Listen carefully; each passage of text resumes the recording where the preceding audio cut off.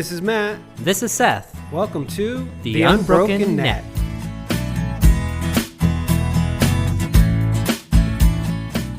This is a podcast where we're going to share with you some ridiculous ideas. Yeah, and who cares if you believe what we believe? Just think for yourself. That's all we're asking.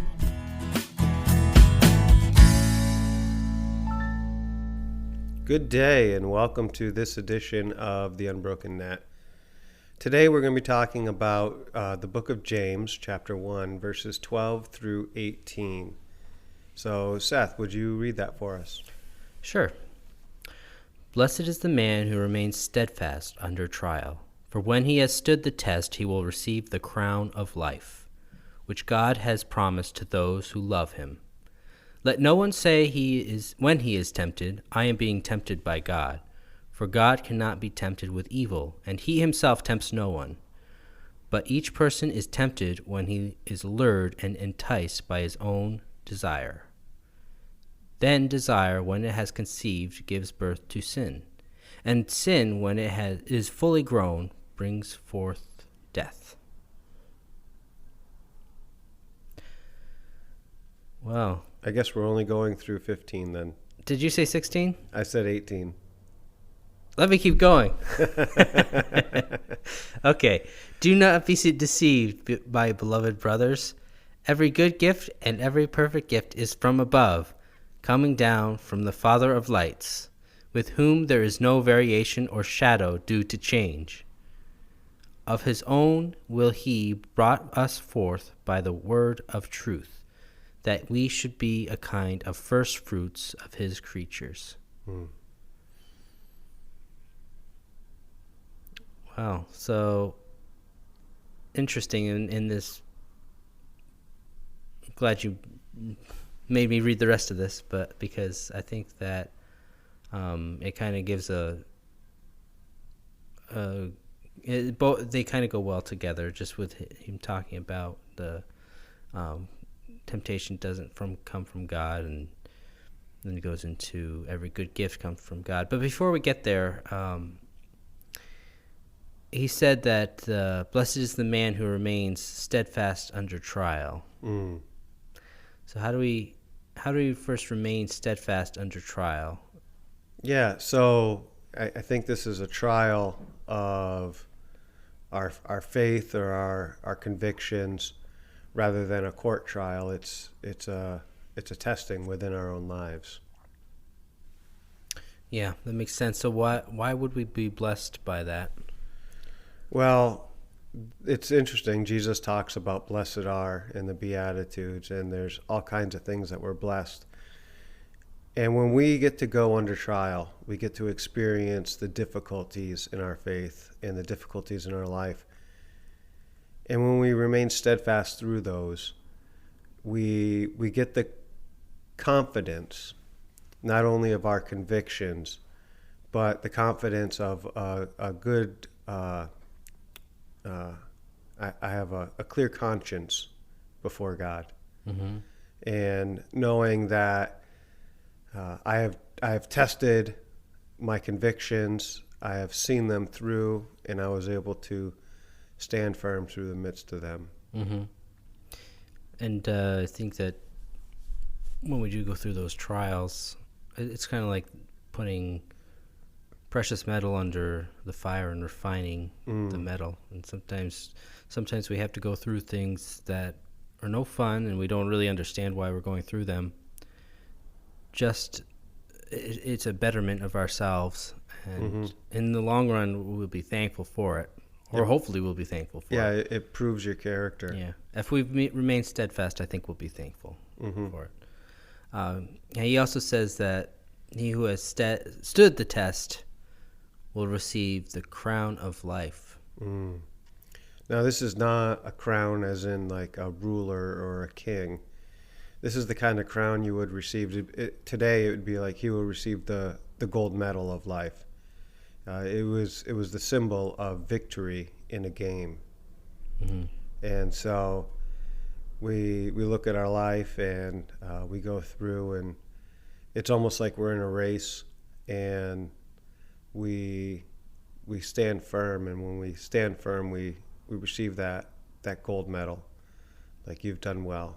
You've surpassed all the others, and you've exceeded your own goals. You've won. Mm.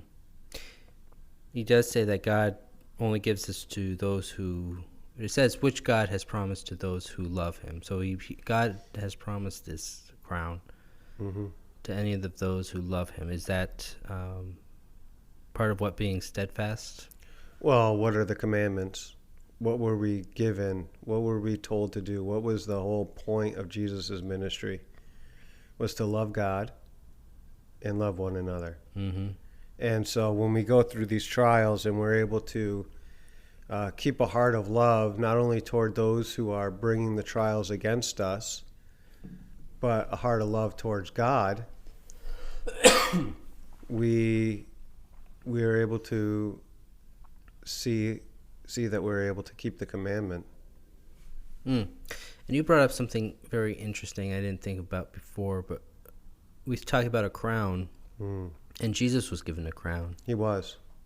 But it was a crown of thorns. It was a crown of thorns, but it was still a victorious crown. He has accomplished what he was sent to do. He demonstrated the love of God even unto the point of death. Mm-hmm. And I don't think the Romans were giving him a crown for victory. No. They were trying to mock him, but it was a crown all the same. Mm.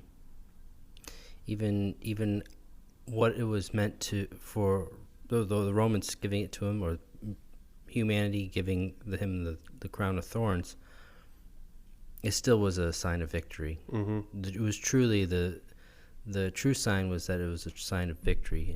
And I mean, Jesus was steadfast up past the cross. So. Yeah. Now, going on, James says that let no one say when he is tempted, I am being tempted by God. Mm-hmm. So I think he's trying to make a point here that these trials don't really come from God. No. There's a couple outside forces that work with our testing. He goes on to say that it's each person is tempted by his own sinful desires or by his own desires. But sometimes there are other influences involved in that testing, and there's outside forces that come and put to test our own desires and what do we really want. And ultimately, it comes down to our own conviction, to our own heart, to our own desires.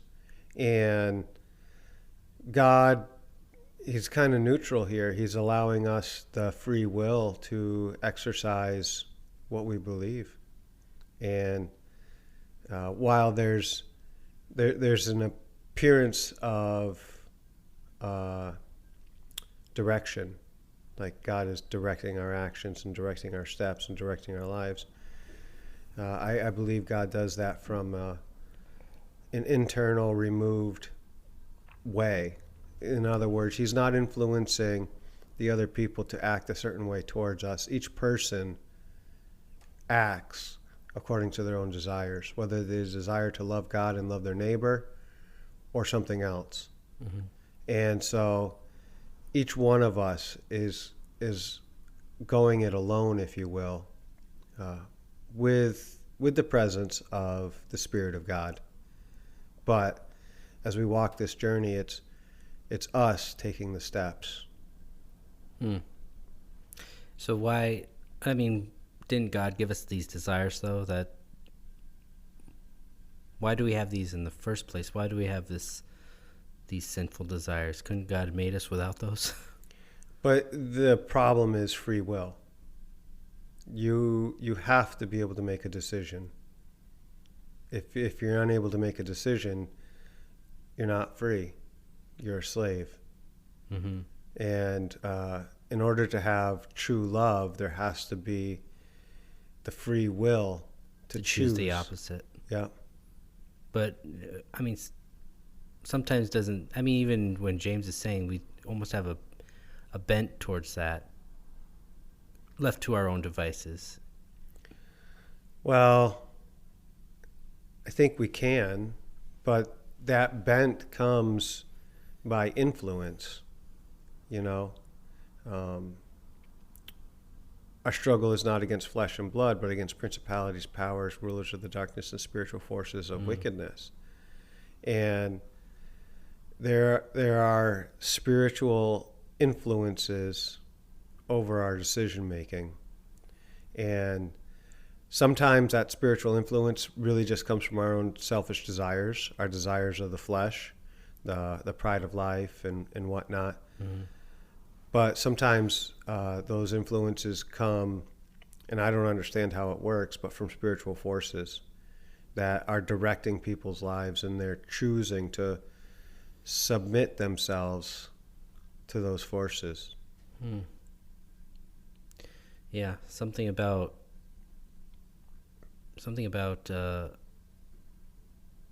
just loving the world instead of like the world as in those powers and principalities, instead of just loving each other. Mm-hmm. And I guess I don't know. I think about it in like a religious sense primarily, because it was the religious people who called for Jesus' death. It's the religious people who rose up persecution against other people.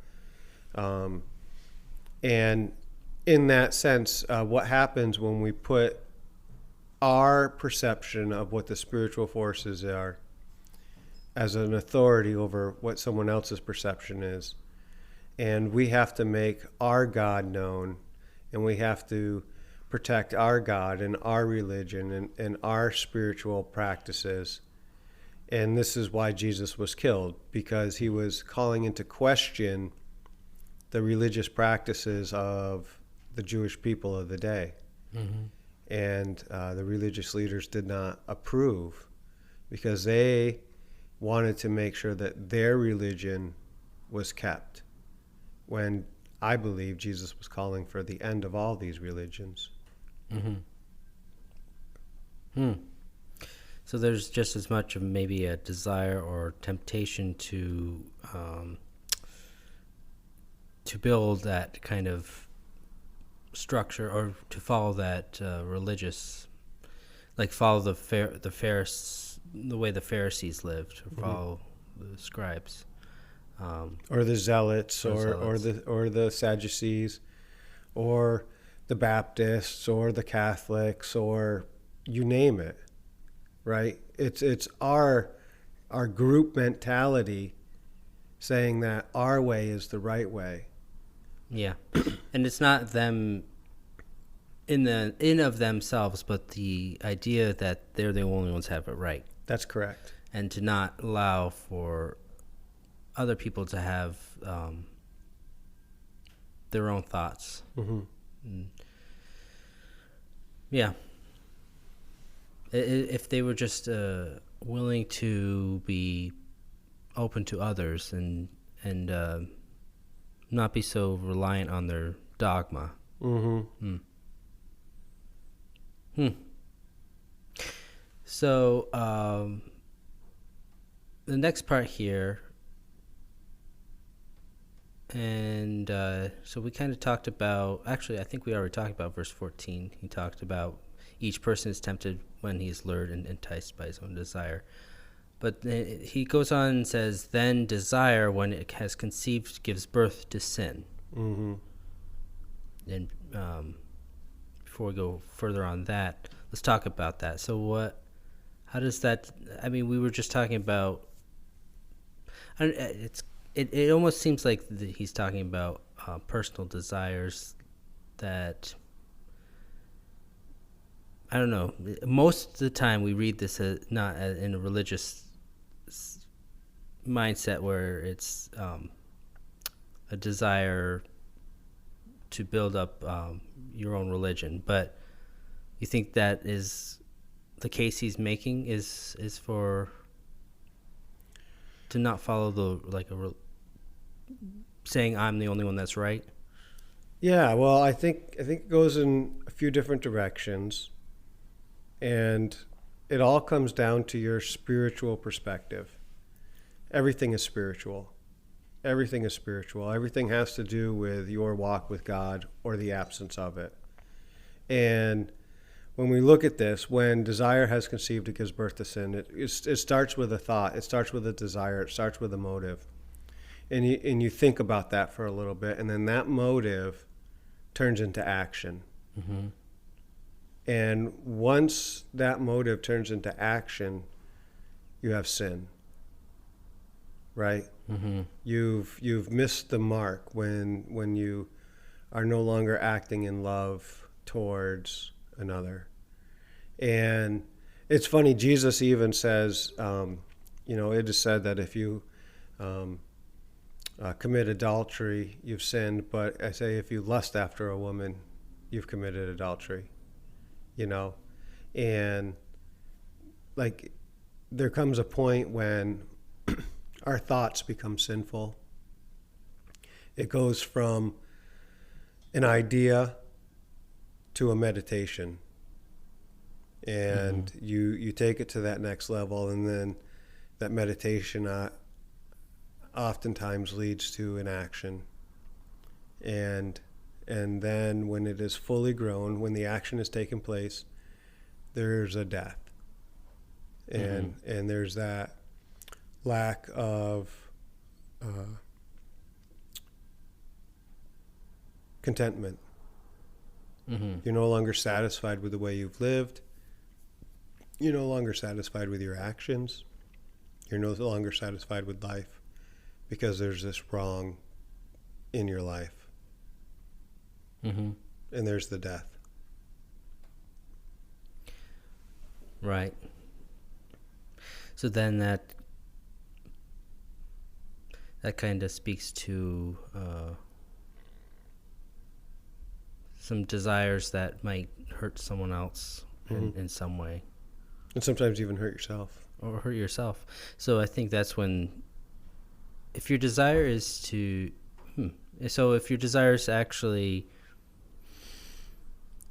something that will eventually hurt yourself or somebody else, that is where it produces sin. But when your desires are actually to help somebody else,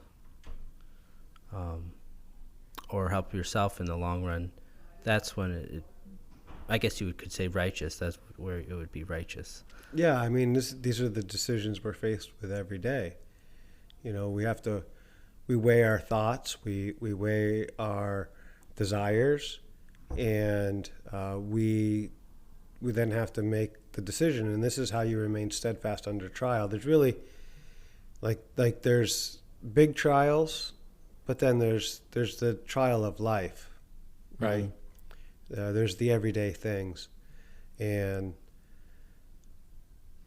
that's just part of the deal. We have to weigh these things. We have to think about these things. It's easy to just ignore it and do whatever, but that builds up, and it weighs heavy as you go through life, and you have all these decisions that you've made and all these actions that you've taken, and they weigh on you. When there's guilt, when you haven't stood fast.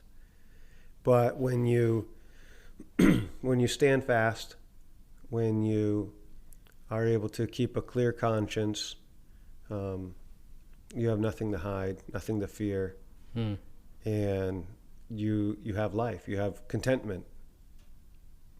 Right. Yeah, I mean that's where we get the crown for the accomplishment of getting through these trials, which, I feel like there's a little bit missing here. Just I think we can desire for holy things, but he's not obviously not talking about that. He's talking about the desires that lead to trials. Yeah, he's talking about the desires of the flesh, the desires of the world. Yeah. The desires to uplift ourselves or to make ourselves happy in some way, whether that would be through like lustful desires, or whether that be through religious desires, like making myself, I'm the one that's right and I feel uphold. I think that's where it kind of connects for me. Yeah, it's kind of like it's the desires that move from the law, the simple law, the law of life, the law of liberty. Love God, love one another. And so when you have a desire that goes and is contrary to that, this is the desires he's talking about. And so you get these desires to maybe love yourself more than you're loving someone else, especially when it comes to the detriment of someone else. So when you want to bring harm to another for the sake of your own, you gotta think about that for a minute. Yeah, agreed. So in verse 16, so we talked about, so that brings forth death, like sin brings forth death, and you mentioned that. So any of these things that we've been talking about, that the desires, they grow into these sins, that sins and actually grow, and eventually that brings forth death. And we talked about that. It could be just how it'll bring about how we feel about ourselves, how we've hurt somebody else. Now, on the other side, that this is where it kind of is, I think it's more of a positive. He puts a more positive note on here. He says, "Do not be deceived, my beloved brothers. Every good gift and every perfect gift is from above, coming down from the Father of lights." And I like that he put that in there, because before he's talking about how the temptation doesn't come from God. What does come from God is every good gift. And those are, now when we talk about the good gifts, this isn't talking about something that's going to, I don't think it's going to be something that, it won't, I'm stumbling on my words, but it won't be the desires that we're looking for fleshly, but the desires that are good, and that will actually bring forth joy in our lives. Yeah. This the desires that will uplift both yourself and those around you. Yeah. The desires to be a blessing and not a curse. Yeah, the desires to make everyone equal with yourself, not putting yourself over somebody else, and also not putting yourself under somebody else. That's right. Something that if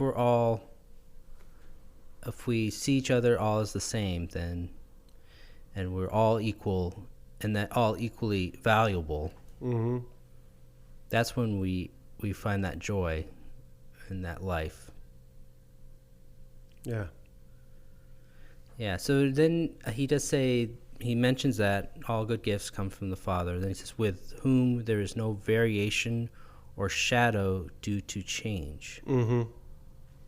Yeah. So when we look at how we treat one another, are we treating each other equally, like you just said, or is there an imbalance there? And the thing with God is that God does not change. God looks at us all equally. His desire for each one of us is exactly the same for all of us. He desires for us to know him and to love one another. And it doesn't change. There's no variation. There is no shadow. He loves all of us equally. And he gives blessings to all of us equally, both the wicked and the righteous. He causes the rain and the sun to fall on us all equally. When we look at the natural world, it affects all of us equally. There's no. Now, when you say the rain, what do you, if metaphorically, what do you see that as? Well, the blessing of nourishment for life. Okay. Yeah. You know, we all have the same natural opportunities to live. Yeah, so he does give out these gifts to. What you're saying, he gives this gift out equally to everyone. Mm-hmm. Mm-hmm. But he doesn't tempt those. No. Right. So I think that's where he's saying that with whom there is no variation or shadow due to change. So a lot of times we do want to make God the one that's tempting us, or God the one that's brought forth darkness in our life. But he's not the one that brings any of that. No. He only brings light, and then it's only from the evil one that we can find the shadow come in, or from ourselves, Or from ourselves, yeah. from those desires. And Mm-hmm. there can't be any shadow unless we let that shadow grow in ourselves. That's right. Yeah. This is the Father of lights, and when the light is shining, there is no shadows unless there's something blocking the light. Sometimes we block the light. Sometimes we block the light. Well, to round this out, I mean, we're kind of over here, but verse 18, he says, "Of his own will he brought us forth by the word of truth, that we should be a kind of first fruits of his creatures." Yep. The first fruits were, when we look early into the scriptures, that was what was the gift, the offering to God. We would take the first fruits and offer those to God. And as we look at all of his creation and all of his creatures, he has made man in his image and after his likeness, to be the first fruits, the first representation of who he is. He's made us to be that, and we are his sons and daughters. We are joint heirs with Jesus Christ. That's who we are. And as we live our lives, we have the opportunity to live into that, or to follow the desires of the flesh and live out of that. And he's created us to be the first fruits of his creatures, the first ones to represent him and to be like him. A few weeks ago, it makes me think of when we were talking John, and then ultimately talking about in Genesis with Cain and Abel, and how Abel brought the first fruits. So it's interesting. He turns this into we're the first fruits. Before it was the first fruits were the sacrifice. Mm-hmm.